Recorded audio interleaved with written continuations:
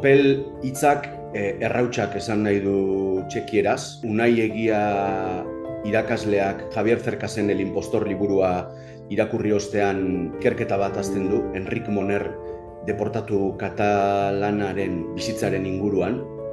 Bera gerra zibilean exiliatu egin zen, atxilotu egin zuten, eta Unaiek ikerketa hori abiatzen du. Bidean Anton Gandariasekin gurutzatzen da, bere osaba deportatuaren inguruan ikertzen ari zen, hau ere Bigarren Mundu Gerran desagertua.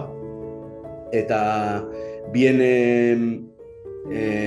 ikerketa prozesua gurutzatzean konturatzen dira bai Enric Moner eta bai Angel Lekuona, Busturiakoa, Anton Gandariasen osaba, biak egun berean eta leku berean hil zirela. Ikerketa prozesu bat hasten dute Bilbon, Pragan bukatzen dena, eta aurkitzen dute historia harrigarri bat.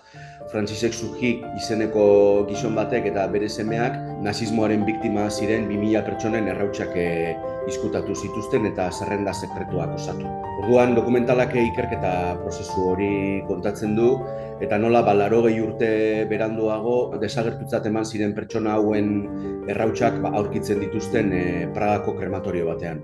Nik ezagutzen dituen Angel Lekuonaren senitartekoak, Gernikakoak direlako, eta ni ere Gernikakoa naiz, eta bere historiaren berri banuen, baina bere errautsak aurkitzen dituztenean Pragako krematorioan eta aurkikuntza horren atzean beste historio harrigarri bat dagoela ikusten dudanean, erabakitzen dut dokumentala egitea. 2022an senitartekoekin batera joan nintzen Pragara, eta orduan ez nekien oso ondo dokumentala egingo nuen ala ez, baliabiderik gabe joan ginen, eta harrezkero hasi ginen dokumentalaren proiektua osatzen gaur egunera arte. Produkzioari dagokionez nahiko ondo joan da proiektua. Esango nuke ez dugula zailtasun handiegirik izan, eta zailena izan da zehar lerro edo ari narratibo ezberdinak dauzkan historia bat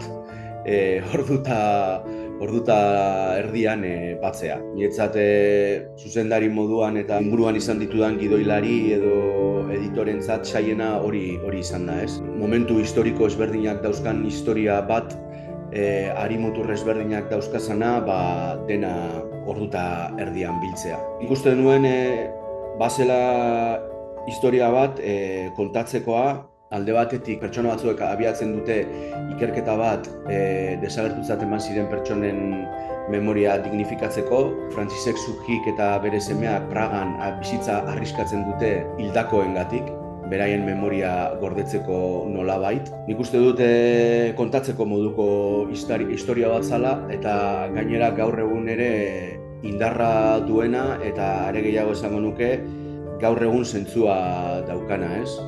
Uste dute edozein gizartek memoria ariketa egin behar duela nola edo hala aurrera egin ahal izateko. Azkenean erabaki genuen Pragan estreinatzea, eta bertan zinemetara joan zen herrialde haretan senitartekoek omenaldia egin behar ziotelako Francisek Suchiri.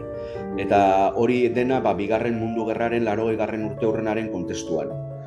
Orduan kontuan izan da hori, erabaki genuen estreinaldia bertan egitea, izango zuen oihartzun mediatikoagatik, eta egia zen oso ondo joan zen, senitartekoak pozik egon ziren, eta gero ere ikusi dugu harrera polita izan duela Txekiar Errepublikan dokumentalak, eta orain etxean ea zer gertatzen den. Berri pozgarria, azkenean zinemaldiak historia hau ezagutzera emateko aukera ematen duelako. Bertan egotea guretzat ohorea da, beste proiektu interesgarri askorekin batera egongo gara, eta orain zinemaldia eta gero udazkenean bertako zinemetan egingo ditugu proiekzio batzuk, eta dokumentalak ere izango du bere nazioarteko ibilbidea ere. Bizirik dagoen historia bat da. Francisek Suchik 2200 pertsonan errautzak gorde zituen, zerrendak osatu zituen, eta zerrenda horietan oraindik badaude, adibidez aurkitu ditugu 85 pertsonen errautsak edo ez zirela inoiz erreklamatu. Orduan historia hau ezagutzera emateak eta horrexegatik web orri berezi bat ere sortu dugu, pelikulan kontatzen dugun gertaera hori berriz errepikatu daiteke beste pertsona batzuen azalean, ez? Eta hori gertatzen bada, seguruenik gure helburuak edo erdiesten egongo gara zelan edo alan. Azkenean, Francisek Sujiren historia Txekiar Errepublikan ezaguna zen maila batean, gizartean ezen oso ezaguna, historialarien zirkuloan edo akademian bai zen ezaguna, baina jendeak ez daki historia honen berri Europan. Orduan, zinemaldia bezalako erakusleio batek historia ezagutzera emateko aukera emango digu, eta hor geratu ziren errauts ahaztu edo kakotxartean ahaztu horiek akaso izan dezakete bestelako bide bat, ez? Eta inflexio puntu bat sortu dezake dokumentalak eta dokumentalak ezagutzera ematea historia.